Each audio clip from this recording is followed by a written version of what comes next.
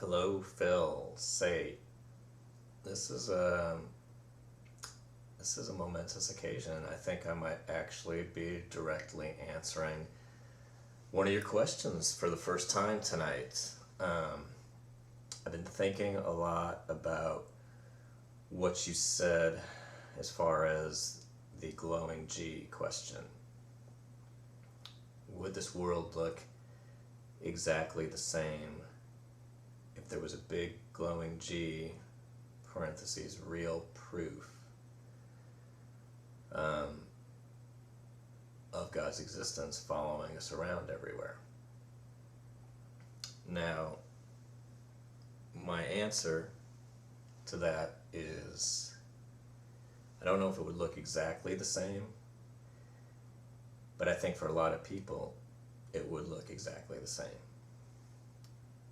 And the reason that it would look exactly the same is that even with the G, we've got the G up here, and we'll talk about the G in a minute, but even with the G presenting itself, we still have to make a choice.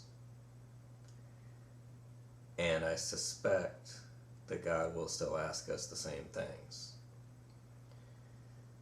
So the question then becomes, if God presents you proof that you cannot deny that He exists, and He still asks you the same questions, He asks the same things of you, are you willing to make that choice? That begs a whole other set of questions. Questions of what does the choice entail? What is He asking of you?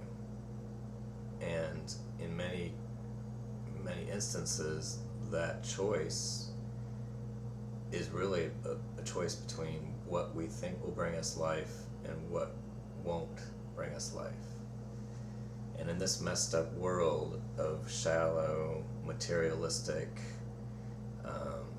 self-fulfilling, self-interest, self-gratification, immediate gratification, in this world of all this junk, are we willing to give up that shallow, superficial stuff for something that will really be fulfilling? And I suspect that a lot of people would still not be ready to make that choice. That a lot of people would still choose the self-interest over God. A lot of people would still choose the instant gratification, the self-gratification over God. And that's our challenge. That is our challenge. And it's interesting. Like I said, there's so much to talk about and so little time on all this, but it's interesting that you were talking, the title of your video, How Does a Believer Get an Erection, blah, blah, blah. I don't remember what the rest of it was. I don't mean any offense by that.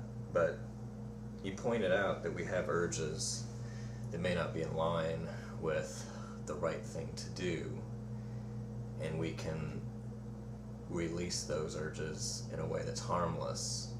You compared it to the analogy of a teapot or whatever, steaming. Steam builds up and blows the whistle. Quite a very accurate portrayal of that.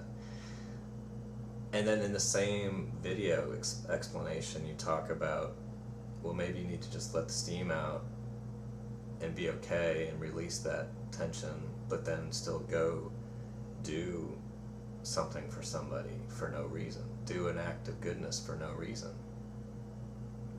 I can only assume,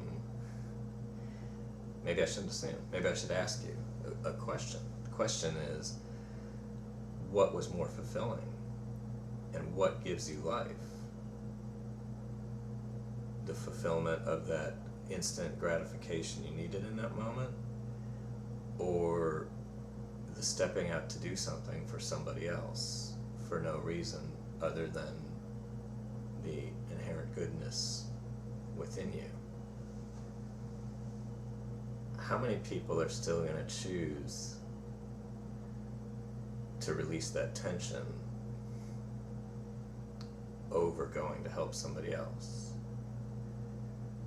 How many people are still going to choose to not choose God? So my question to you is, would you be willing to make that choice?